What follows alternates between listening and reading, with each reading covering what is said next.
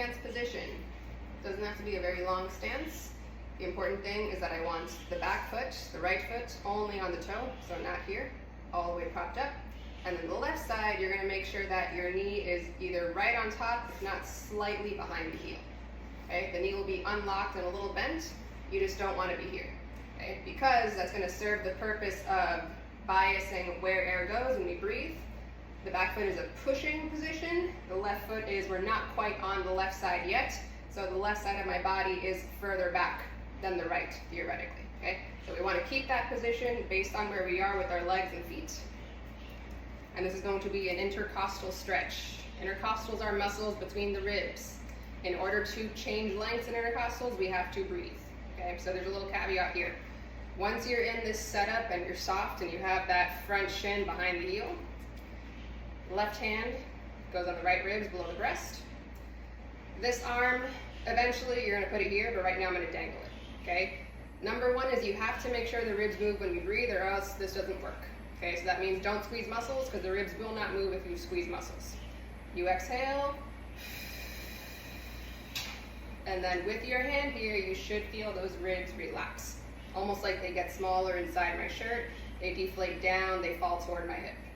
Okay, do a couple breaths there to make sure you feel that. Once you do feel that, after you finish exhaling, you're gonna sense this oblique. You could even poke into it, it should feel hard like a muscle contracted. That is the magic that's going to allow these intercostals to open when we breathe in. So once you get the exhale, the ribs go down, the oblique stays on, and you're empty. You reach this arm up a little over like this. You breathe in slowly through your nose. And you do it again.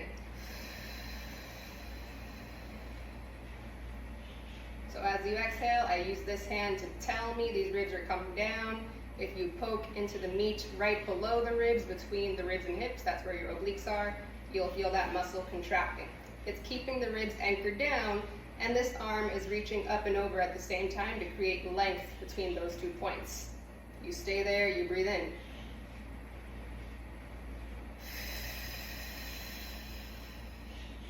And after 3, 5, however many breaths, you're gonna find that you can start to get more side bend to your left. Okay, this is a short video for instructional purposes, but you're gonna spend minutes here doing breaths to allow you this range of motion. Okay, so I'm empty, hold position, ribs stay connected to hips, obliques are on, breathe in. And every inhale you do gradually will start to feel like different places open up. You'll start to feel that maybe this hip can drop down away from the ribs, so you're more compressed together on this left side. It's a good thing, that's the whole point of the position. And on the inhale, it's gonna feel like a stretch from the inside out. It could be anywhere along the right side of your torso, in the back. We just don't wanna we wanna make sure the ribs stay exhaled, anchored down when we breathe in, because those obliques have to keep that connected, so that when we breathe in, the expansion is more uniform on the entire right side, and we're not losing that connection here. Okay, from the side. There's that little detail to note.